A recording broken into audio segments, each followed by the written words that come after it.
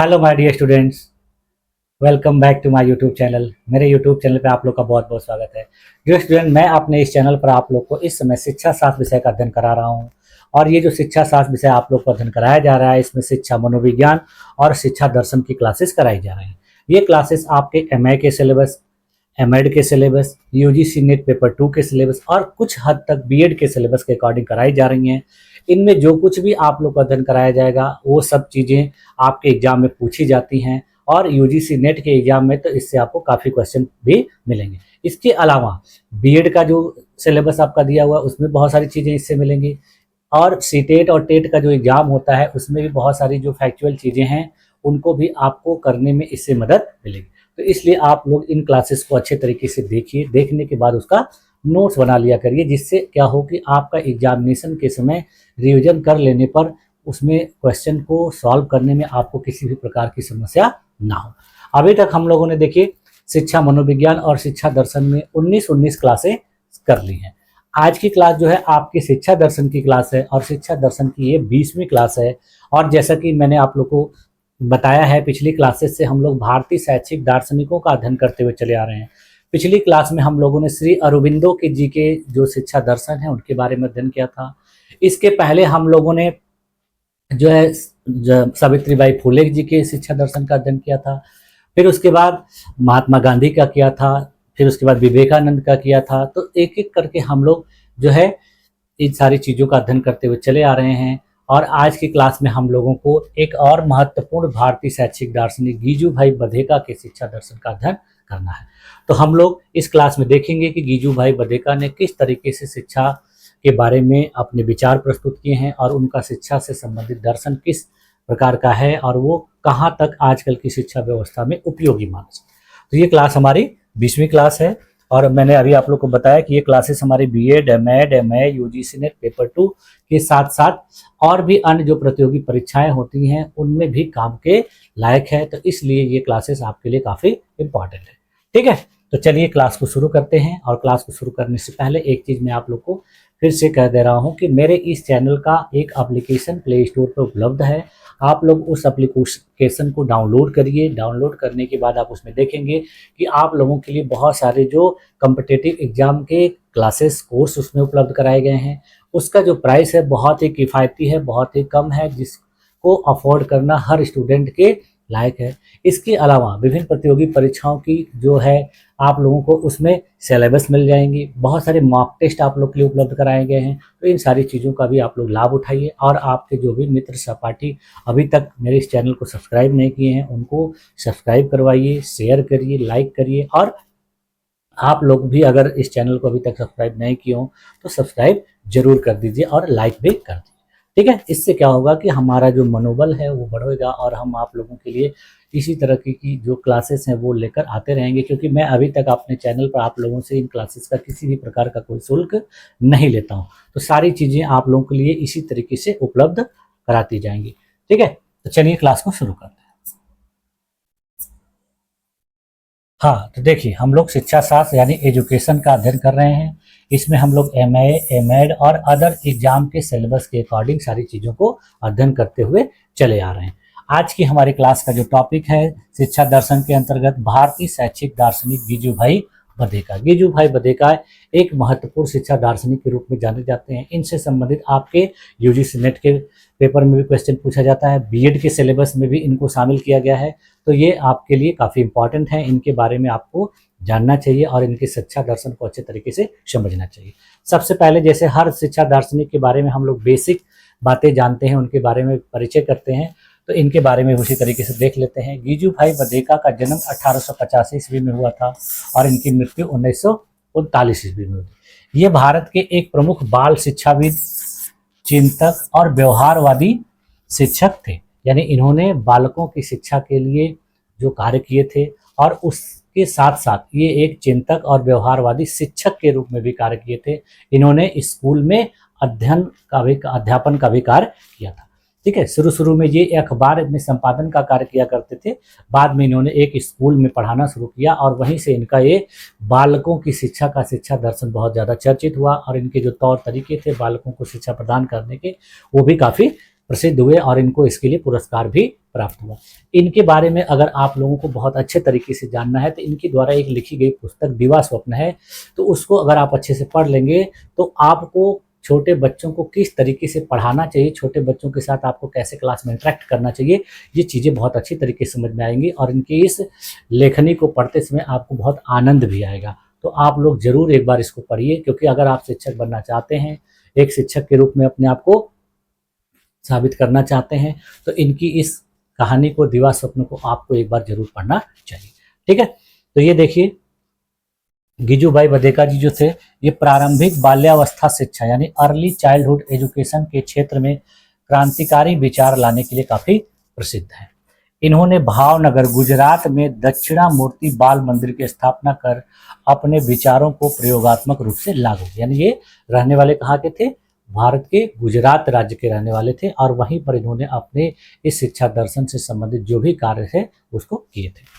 गिजू भाई मानते थे कि बालक की प्रकृति को समझे बिना शिक्षा अधूरी। इनका मानना था कि किसी भी बालक को अगर शिक्षा प्रदान करना है तो जब तक हम उसके प्रकृति को नहीं जानेंगे, वो किस तरीके से पढ़ना चाहता है, किस तरीके की चीज़ों को वो पसंद करता है, उसकी रुचि किस चीज़ में है, अगर इन सारी चीज़ों को अगर हम नहीं जानते हैं, नहीं पता करते हैं, तो हमें उसे शिक्षित करना कठिन हो जाएगा और वो सही तरीके से शिक्षित नहीं हो पाएगा। गिजू भाई बधेका के जो प्रमुख विचार थे, शैक्षिक विचार, उसको हम लोग देख लेते हैं। तो गिजू भाई बधेका का जो प्रमुख शैक्षिक विचार है उसमें सबसे पहला इनका बाल केंद्रित शिक्षा है, यानी चाइल्ड सेंटर्ड एजुकेशन की बात इनके द्वारा, अभी हम लोगों ने पिछले जितनी भी क्लासेस की हैं लगभग हर क्लास में हर दार्शनिक के द्वारा चाइल्ड सेंटर्ड एजुकेशन की बात कही गई है। इन्होंने कहा कि शिक्षा का केंद्र बालक होना चाहिए, न कि पाठ्य पुस्तक या शिक्षक। इन्होंने कहा कि शिक्षा का जो केंद्र है वो मूल रूप से क्या होना चाहिए? बालक या स्टूडेंट होना चाहिए।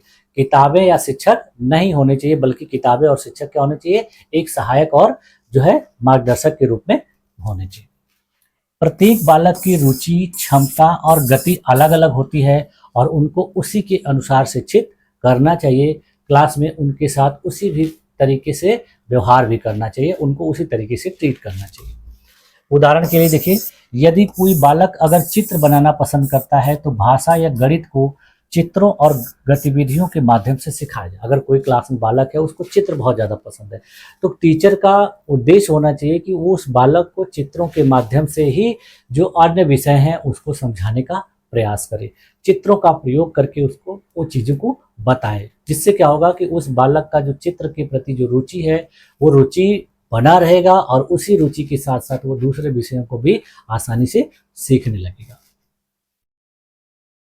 आज की देखिए शिक्षा व्यवस्था में इनके इस बाल केंद्रित शैक्षिक विचार का महत्व है। आज की नई शिक्षा नीति जो आई है उसमें देखिए लर्नर सेंट्रिक अप्रोच की बात कही है, यानी अधिगम कर्ता केंद्रित जो है अप्रोच होना चाहिए। यानी जो अधिगम करता है, जो लर्नर है, जो विद्यार्थी हैं, जो शिक्षार्थी हैं, उन्हीं के अनुकूल शिक्षा व्यवस्था को बनाए जाने की बात कही गई है और उसी तरीके से उन सारी चीज़ों को अचीव करने का प्रयास भी किया जा रहा है। तो इसलिए इनके ये विचार जो है आज की शिक्षा नीति में हम लोगों को देखने को मिलते हैं। दूसरी चीज इनके द्वारा जो महत्वपूर्ण बताई गई थी वो क्या है? खेल के द्वारा शिक्षा, यानी प्ले वे मेथड। आप लोग देखते होंगे आज के बहुत सारे जो स्कूल हैं छोटे बच्चों के, वो प्ले ग्रुप स्कूल टाइप के हैं, मॉन्टेसरी स्कूल हैं, तो आप उसमें देखेंगे कि छोटे बच्चों को खेल के माध्यम से चीज़ों को सिखाया जाता है, बताया जाता है। तो ये जो विधि थी इनके द्वारा भी अपने देश में अपनाई जा चुकी है। इसके लिए इन्होंने प्रयोग भी किया है। विद्यालय में बच्चों को पढ़ाते समय इन्होंने खेल के माध्यम से उनको बहुत सारी चीज़ों को सिखाया था। तो इसलिए खेल द्वारा शिक्षा को भी बहुत ज़्यादा प्रोत्साहित करते हैं और इनके द्वारा कहा गया है कि खेल का भी उपयोग शिक्षा के दौरान या शिक्षा व्यवस्था में किया जाना चाहिए। गिजू भाई के अनुसार खेल बालक का स्वाभाविक कर्म होता है। जो छोटे छोटे बच्चे होते हैं वो खेल में बहुत ज़्यादा रुचि रखते हैं, तो अगर आप उनको उनके खेल के माध्यम से ही शिक्षित करेंगे, उनको नई नई चीज़ें बताएंगे, सिखाएंगे, तो वो बहुत अच्छे तरीके से करेंगे और उनमें उसको आनंद भी मिलेगा। खेल के माध्यम से सीखना अस्थायी और आनंददायक होता है, यानी जब बच्चे किसी चीज़ को खेल के माध्यम से सीखेंगे तो वो चीज़ें उनके अंदर अस्थायी हो जाएंगी और उसको सीखते समय उनको किसी भी प्रकार की बोरियत नहीं महसूस होगी, उसमें आनंद महसूस करेंगे। उदाहरण के लिए जैसे देखिए, गिनती सिखाने के लिए कंचे, रंग पहचानने के लिए रंगीन खिलौने। अगर किसी बच्चे को गिनती सिखाना है तो जो कंचे पहले छोटे बच्चे खेलते थे उसके माध्यम से उनको गिनती आसानी से सिखा सकते हैं। और किसी बच्चे को रंगों को पहचानना है, आप रंगों को पहचानना सिखाना है तो उनको विभिन्न प्रकार के विभिन्न रंग के खिलौनों को खेलने का मौका देना चाहिए। उससे खेलेंगे और धीरे धीरे उनमें जो प्रयोग किए गए रंग हैं उसके बारे में भी उनको आसानी से जानकारी होती जाएगी। तो आज की प्रासंगिकता क्या है इनके इस खेल द्वारा शिक्षा व्यवस्था की, कि प्री प्राइमरी और प्राइमरी कक्षाओं में एक्टिविटी बेस्ड लर्निंग कराई जाए। अभी मैंने आप लोग को बताया है कि विभिन्न प्रकार के प्री प्राइमरी का मतलब अपने देश में जो LKG, UKG, नर्सरी से संबंधित जो क्लासेस कराई जाती हैं विद्यालयों में, सरकारी विद्यालयों में देखिए आंगनवाड़ी, बालवाड़ी जो व्यवस्था सरकार के द्वारा की गई है, इन सारी चीज़ों में खेलों के माध्यम से, खिलौनों के माध्यम से ही बच्चों को, कहानियों के माध्यम से, गीतों के माध्यम से बच्चों को विभिन्न प्रकार की एक्टिविटी करा के सिखाया जाता है, उनको अधिगम कराया जाता है। तीसरी महत्वपूर्ण बात इन्होंने बताई थी स्वतंत्रता का सिद्धांत, यानी फ्रीडम इन एजुकेशन। यही बात अभी हम लोगों ने पिछली क्लास में पढ़ी थी कि जो श्री अरबिंदो हैं उन्होंने भी इसकी बात कही थी कि बच्चों को पढ़ते समय स्वतंत्रता दी जानी चाहिए, उनको आज़ादी दी जानी चाहिए, उनको विभिन्न प्रकार के बंधनों से नहीं बांधना चाहिए, यानी बाह्य अनुशासन का प्रयोग कम करना चाहिए, आंतरिक अनुशासन पर जोर देना चाहिए। तो इन्होंने कहा कि बालक को डर और दबाव से मुक्त वातावरण मिलना चाहिए, यानी बालक को हर समय डर का वातावरण और दबाव का वातावरण देने से वो सही तरीके से, नेचुरल तरीके से चीज़ों को नहीं सीख पाएगा और उसको सही तरीके से जो है विकास नहीं हो पाएगा। इसलिए उनको डराना और दबाव में नहीं रखना चाहिए। अनुशासन थोपने से नहीं बल्कि आत्म अनुशासन से आए, यानी ऐसा प्रयास करना चाहिए कि उनके अंदर जो अनुशासन आप डालना चाह रहे हैं, अनुशासन में रखना चाह रहे हैं, तो वो ज़बरदस्ती न थोपा जाए बल्कि उनको इस तरीके से ट्रीट करें, उनको इस तरीके से समझाएं, ऐसी चीज़ों को बताएं कि वो खुद ही अनुशासन में रहना सीख जाए, यानी अनुशासन में रहना उनकी धीरे धीरे क्या हो जाए, एक आदत बन जाए। तो इस तरीके की चीज़ों को इन्होंने बताया। जैसे उदाहरण के लिए देखिए, यदि बालक प्रश्न पूछता है तो उसे डांटना नहीं चाहिए बल्कि प्रोत्साहित करना, यानी क्लास में टीचर पढ़ाते समय अगर किसी टॉपिक को बता रहा है और बच्चों को उससे संबंधित किसी भी प्रकार का कोई डाउट है तो उस डाउट्स के प्रति बच्चे क्वेश्चन टीचर से क्रॉस क्वेश्चन कर सकते हैं, और टीचर को इसमें उन्हें डांटना नहीं चाहिए बल्कि उनकी प्रशंसा करनी चाहिए और उनके प्रोत्साहित करना चाहिए। इससे क्या होगा कि बच्चे आगे बढ़कर चीज़ों को समझेंगे और उनको किसी भी प्रकार की समस्या नहीं होगी। आज की देखिए समकालीन दृष्टि में इसका क्या उपयोग है। आज की जो डेमोक्रेटिक क्लासरूम की अवधारणा है वो इनके विचारों से बहुत ज़्यादा मेल जोल खाते हैं। आज की नई शिक्षा व्यवस्था में देखिए कहा गया है कि क्लासरूम का जो वातावरण होना चाहिए वो डेमोक्रेटिक होना चाहिए, यानी प्रजातांत्रिक, लोकतांत्रिक तरीके से होना चाहिए। क्लास में सभी बच्चों को बराबर मौका देना चाहिए, हर चीज़ों को सोचने का, समझने का, क्वेश्चन पूछने का। ये चीज़ें जो है इनके अवधारणा से पूरी तरह से मिलती जुलती हैं। चौथी महत्वपूर्ण चीज उन्होंने देखिए क्या बताई कि अनुभव आधारित शिक्षा, यानी लर्निंग बाय डूइंग। ये चीजें देखिए पिछले कई मनोवैज्ञानिकों, शिक्षा दार्शनिकों के द्वारा भी कहा गया है कि जो चीजें खुद से करके सीखी जाती हैं वो बहुत बेहतर होती हैं, वो बहुत अस्थायी होती हैं। तो यही बात जो है गीजू भाई बधेका के द्वारा भी कही गई कि केवल सुनकर नहीं बल्कि करके सीखना सच्ची शिक्षा, यानी किसी भी चीज को सीखना है अगर बालकों को तो केवल सुनाना नहीं, उनको चीजों को सुनाइए, चीज़ों को बताइए और फिर उनसे खुद से करवाइए। जब तक वो खुद से किसी चीज़ को नहीं करेंगे तब तक वो सही तरीके से उसके बारे में नहीं जानेंगे और वो उनके लिए अस्थायी नहीं हो पाएगी। इसीलिए सारी चीज़ों को सुना के, बता के और फिर उनसे करवाना चाहिए। जैसे उदाहरण के लिए देखिए, पर्यावरण शिक्षा में पौधा लगवाना केवल परिभाषा याद नहीं कराना। अगर बच्चों को आपको पर्यावरण शिक्षा से संबंधित अध्ययन कराना है, पर्यावरण के बारे में बताना है, विभिन्न प्रकार के जीव जंतुओं के बारे में बताना है, तो आप उनको उनके बीच भी ले जाइए, उनकी समझ ले जाकर, और इन सारी चीज़ों को जब आप बताएंगे, अगर आपको जैसे पौधों के बारे में अध्ययन कराना है तो पौधों के समझ ले जाइए, पौधे कैसे लगाए जाते हैं, पौधे किस तरीके से हमें हवा देते हैं, पौधे से किस तरीके से हमें छांव मिलता है, प्रकाश संश्लेषण किस तरीके से होता है। प्रकाश संश्लेषण की परिभाषा बताने के साथ साथ बच्चों को सुबह में पेड़ पौधों की तरफ ले जाकर उन्हें उन सारी चीज़ों को दिखाना चाहिए, तब जाके बच्चे इन सारी चीज़ों को अच्छे तरीके से जानेंगे। आज के संदर्भ में देखिए, जो प्रोजेक्ट बेस्ड लर्निंग कराई जाती है, यानी एक्सपीरियंशियल लर्निंग जो कराई जाती है, ये सारी चीज़ें भी इनकी इसी अवधारणा से मिलती जुलती है और इसी के अकॉर्डिंग मानी जाती है। प्रोजेक्ट बेस्ड लर्निंग आज की शिक्षा व्यवस्था में देखिए बहुत ज़्यादा महत्वपूर्ण हो गया है। आप देखते हैं कि छोटे छोटे क्लास के बच्चों को भी टीचर के द्वारा प्रोजेक्ट दिए थे। विभिन्न प्रकार के आप देखेंगे चार्ट के द्वारा बच्चों को चीज़ें प्रोजेक्ट तैयार करने के लिए कहा जाता है। विभिन्न प्रकार के जीव जंतुओं का आपको एक चार्ट बनाना पड़ता है, अपने देश के महान व्यक्तियों का चार्ट बनाना पड़ता है, विभिन्न प्रकार के जीव जंतुओं का बनाना पड़ता है, पशु पक्षियों का। तो इन सारी चीज़ों से संबंधित जब प्रोजेक्ट बच्चों को दिए जाते हैं तो बच्चे इसको तैयार करने के लिए खुद से मेहनत करते हैं, इसको कहीं से अरेंज करते हैं। तो उसके दौरान उनका दिमाग लगता है और ये चीज़ों को अच्छे तरीके से सीखते जाते हैं।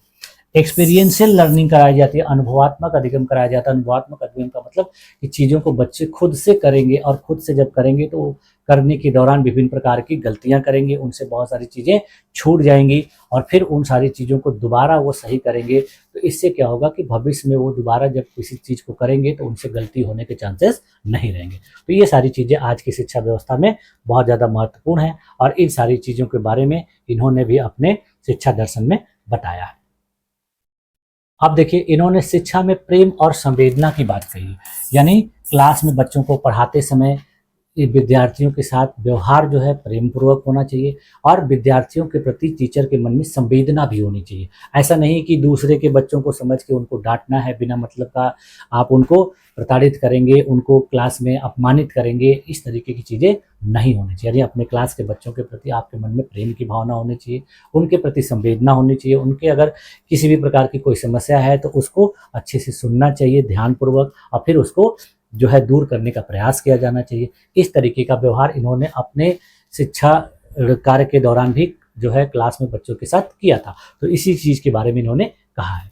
शिक्षा का व्यवहार देखिए मातृवत स्नेहमय होना चाहिए। भय मुक्त वातावरण से ही व्यक्तित्व का विकास होता है, यानी भय मुक्त वातावरण नहीं होना चाहिए, बच्चों के साथ मिलजुल कर एकदम अभिभावक की तरह व्यवहार करना चाहिए, जिससे उनको किसी भी समस्या को बताने में हिचकिचाहट ना हो, अपनी सारी प्रॉब्लम को, अपनी सारी समस्या को टीचर के साथ शेयर कर सके। उदाहरण के लिए देखिए, गलती पर दंड नहीं बल्कि सुधारात्मक मार्गदर्शन प्रदान करें। अगर कोई स्टूडेंट गलती करता है तो उसकी गलती करने का कारण जानना चाहिए, कारण जानने के बाद उसको सुधार करने के लिए उसके मार्गदर्शन देना चाहिए। इससे क्या होगा कि टीचर के प्रति स्टूडेंट का जो है लगाव बहुत बेहतर हो जाएगा और टीचर को बच्चे बहुत ज़्यादा सम्मान भी देने लगेंगे और उनकी बातों को महत्व भी देंगे। इस तरीके से जो टीचर क्लास में करते हैं वो टीचर देखिए क्लासेस में बच्चों के बीच काफ़ी चर्चित होते हैं, उनको सम्मान भी बहुत ज़्यादा मिलता है क्योंकि वो टीचर उनके साथ अच्छे तरीके से प्रेम पूर्वक व्यवहार करते हैं, उनके प्रति उनके अंदर संवेदना भी होती है। तो समकालीन उपयोगिता देखिए इस तरह के विचारों के क्या है कि आजकल जो काउंसलिंग की व्यवस्था देखी जाती है, समावेशी शिक्षा की स्कोप को देखा जाता है, चाइल्ड साइकोलॉजी जो हम लोगों को अध्ययन कराया जाता है, ये सारी चीज़ें इसी के अंतर्गत आती हैं। यानी बाल मनोविज्ञान, समावेशी शिक्षा और काउंसलिंग, ये सारी चीज़ें जो है आज की शिक्षा व्यवस्था में शामिल की गई हैं। इस पर बहुत ज़्यादा जोर दिया जा रहा है। तो इन सबको शामिल करने का मेन मकसद क्या है कि बच्चों को अच्छे तरीके से अधिगम प्रदान करना, उनको नई नई चीज़ों को सिखाना, उनके ज्ञान का विकास करना और उनके व्यक्तित्व को बेहतर बनाना, ये सारी चीज़ें इसलिए लागू की गई हैं। पाठ्यक्रम का लचीलापन, यानी अगला इनका विचार क्या है शिक्षा के प्रति, इनका कहना है कि पाठ्यक्रम बहुत ज़्यादा लेंदी नहीं होना चाहिए बल्कि पाठ्यक्रम फ्लेक्सिबल होना चाहिए। क्यूरिकुलम जो है फ्लेक्सिबल होगा तभी बच्चे उस चीज़ को अच्छे तरीके से सीख पाएंगे। इनके द्वारा कहा गया कि पाठ्यक्रम बालक के जीवन और परिवेश से जुड़ा होना चाहिए, यानी जिस परिवेश का बालक हो उसका करिकुलम पाठ्यक्रम उसी प्रकार का होना चाहिए। अगर ग्रामीण क्षेत्र के बच्चों को क्लास में जो चीज़ें पढ़ने के लिए दी जा रही हैं तो उनके ग्रामीण क्षेत्र से जुड़ी हुई चीज़ों को उसमें शामिल करना चाहिए। इससे क्या होगा कि वो उन चीज़ों को अच्छे तरीके से समझ जाएंगे। या शहरी क्षेत्र के बच्चों के करिकुलम में जो चीज़ें शामिल की जाएँ उनको वहाँ से मिलती जुलती चीज़ों के उदाहरण दिए जाएँ, वहाँ से मिलती जुलती चीज़ों को उसमें शामिल किया जाए जिससे उनको समझने में किसी प्रकार की कठिनाई ना हो। यानी सिलेबस या करिकुलम जो है उनके अकॉर्डिंग होना चाहिए, तभी जाके वो अच्छी तरीके से उस चीज़ को, ऐसा नहीं कि छोटे क्लास के बच्चों को बहुत लेंदी सिलेबस, लेंदी करिकुलम दे दिया गया और उसको करने में सक्षम नहीं है तो फिर उनका पढ़ाई लिखाई से प्रति धीरे धीरे रुचि हटने लगेगी और फिर वो दूसरे रास्ते की ओर जाने लगेगी। इसलिए फ्लेक्सिबल करिकुलम या फ्लेक्सिबल सिलेबस होना चाहिए। उदाहरण के लिए देखिए, अभी मैंने ये आप लोग को बताया कि ग्रामीण बालकों के लिए कृषि प्रकृति आधारित गतिविधियों को पुस्तकों में शामिल किया जाना चाहिए और टीचर के द्वारा इस प्रकार की एक्टिविटी भी करवानी चाहिए। आधुनिक पर्सपेक्टिव में देखिए इसका क्या उपयोग है कि लोकल कंटेक्स्ट बेस्ड करिकुलम बनाया जाना, यानी जिस क्षेत्र में जिस तरीके के कार्य किए जाते हैं, जिस तरीके के लोगों का जैसा व्यवसाय है, जैसा उनका वातावरण है, उसी तरह की चीज़ों को उनके करिकुलम में जो है शामिल करना चाहिए। अब देखिए, जो गीजू भाई बधेका ने अपने शिक्षा से संबंधित विचार दिए, तो इनके विचारों की आज की शिक्षा व्यवस्था में क्या उपयोगिता है, क्या उपाय देता है, उसको हम लोग देख लेते हैं। तो गीजू भाई बधेका के विचारों की समकालीन शैक्षिक उपयोगिता क्या है। तो अलग अलग क्षेत्रों में, जैसे सबसे पहले बाल शिक्षा के क्षेत्र में समकालीन प्रभाव क्या देखने को मिलता है, ये जो प्ले वे मेथड देखने को मिलता है आजकल की शिक्षा व्यवस्था में। छोटे बच्चों को ज़्यादातर इसी विधि से पढ़ाया जाता है, आप लोग देखते भी होंगे, आपके घर के बच्चे भी इस तरीके के विद्यालयों में पढ़ते होंगे, यानी वहाँ खेल के माध्यम से, कहानियों के माध्यम से, गीतों के माध्यम से बच्चों को विभिन्न प्रकार की चीज़ों को सिखाया जाता है। आप देखेंगे छोटे क्लास के बच्चों के स्कूल में, विद्यालय में आप जाएंगे तो वहाँ पर देखेंगे आप दीवारों पर विभिन्न प्रकार के चित्राकृतियाँ की गई रहती हैं, बहुत सारे खिलौने मौजूद होते हैं, तो ये सारी चीज़ें इसी के अंतर्गत आती हैं। जॉयफुल लर्निंग भी इनके बाल शिक्षा का एक महत्वपूर्ण उदाहरण है, यानी आनंददायक शिक्षा, बच्चों के साथ खेल में हंसी मजाक जो है, इन सारी चीज़ों के माध्यम से उनको चीज़ों को सिखाया जाता है। शिक्षक की भूमिका यहाँ पर देखिए एक फैसिलिटेटर और गाइड की होती है, यानी बच्चों को एक अच्छा मार्गदर्शक और एक फैसिलिटेटर के रूप में शिक्षक भूमिका निभाता है। शिक्षक बच्चों पर बिना मतलब का अनायास दबाव नहीं डालता है, उनको किसी भी प्रकार से भयभीत नहीं करता है। जो वातावरण क्लास का रखता है वो आनंददायक रहता है, संवेदनापूर्वक रहता है और प्रेम से भरा होता है। विद्यालय का वातावरण देखिए फियर फ्री और चाइल्ड फ्रेंडली होता है। बच्चे क्लास में जाने से डरते नहीं है, विद्यालय में खुशी खुशी जाते हैं, अपने टीचर से सारी चीज़ों को जो है शेयर करते हैं, फिर उनसे अपने प्रॉब्लम का सोल्यूशन जानते हैं, उनके मन में किसी भी प्रकार का कोई डर भय नहीं होता है। पाठ्यक्रम कैसा, इन्होंने कहा कि फ्लेक्सिबल और लाइफ ओरिएंटेड पाठ्यक्रम। तो आजकल भी देखिए जो शिक्षा व्यवस्था है उसमें जो पाठ्यक्रम होते हैं वो फ्लेक्सिबल होते हैं। आप छोटे बच्चों की किताबों को देखेंगे तो वो किताबें उसी तरीके से बनाई होती हैं जिससे बच्चे उसमें रुचि ले। उसमें आप देखेंगे कि बड़े बड़े चित्र बनाए गए रहते हैं, अक्षरों का जो साइज है वो बड़ा बड़ा होता है, जिससे बच्चों को उन सारी चीज़ों को देखने में, समझने में बहुत आसानी हो, और चीज़ों को बहुत कलरफुल तरीके से बनाया जाता है जिससे बच्चों की उसमें रुचि बनी रहे।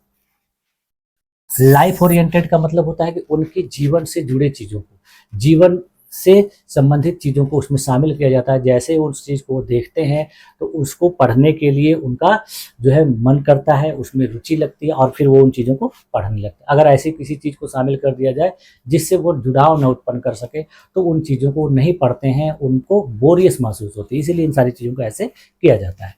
मूल्य शिक्षा की बात इन्होंने कही, तो मूल्य शिक्षा में सहयोग, स्वतंत्रता और रचनात्मकता जो है आज की शिक्षा व्यवस्था में बहुत ज़रूरी है, और ये सारी चीज़ें भी आप लोगों को क्लासेस में देखने को मिलती हैं। इस तरीके से आपको एक शिक्षक के रूप में बच्चों के साथ करना भी चाहिए, और भविष्य में अगर आप इस तरीके से करेंगे तो आप बहुत अच्छे शिक्षक के रूप में जाने जाएंगे, और आपके जो बच्चे हैं वो अच्छे तरीके से चीज़ों को सीखेंगे और जीवन में अपने बेहतर कार्य करेंगे। ठीक है, तो इस तरीके से आधुनिक शिक्षा व्यवस्था में, समकालीन शिक्षा व्यवस्था में गीजू भाई बधेका के विचारों की उपयोगिता हम लोग को देखने को मिलती है। आप देखिए, जैसे हर शैक्षिक दार्शनिक के विचारों को हम लोग देखते हैं, पढ़ते हैं कि उनकी कुछ आलोचना भी की जाती है, इनकी कुछ लिमिटेशंस होती हैं, कुछ सकारात्मक पक्ष होते हैं। तो उसी तरीके से इनके भी जो शैक्षिक विचार हैं उनकी आलोचनात्मक दृष्टि से हम देख लेते हैं कि सकारात्मक पक्ष कौन कौन से हैं और लिमिटेशंस कौन कौन से।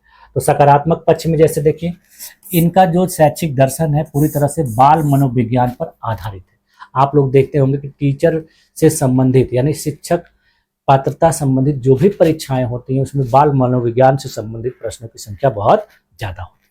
तो ये बाल मनोविज्ञान पर। दूसरा, शिक्षा को ये आनंददायक बनाने की बात करते हैं। अगर शिक्षा आनंददायक नहीं रहेगी तो आप बच्चों को अच्छे तरीके से नहीं पढ़ा पाएंगे, और बच्चे भी चीज़ों को अच्छे तरीके से नहीं पढ़ पाएंगे। पढ़ाई लिखाई में आनंदमय माहौल होना बहुत जरूरी होता है।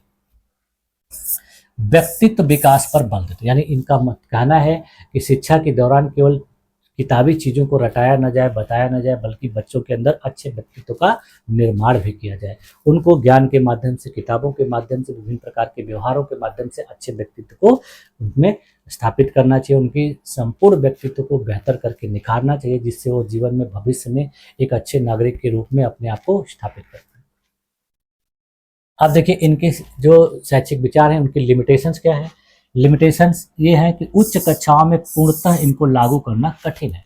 यानी जो ऊंची क्लासेस होती हैं, जो हायर क्लासेस होती हैं, उन सब में इन चीज़ों को लागू करना कठिन हो जाए, क्योंकि अगर ऊंची क्लासेस में हंसी मजाक खेल कूद को ज़्यादा महत्व दिया जाएगा तो बच्चे पढ़ाई लिखाई से भटक जाएंगे, उनका पढ़ाई लिखाई के प्रति ध्यान।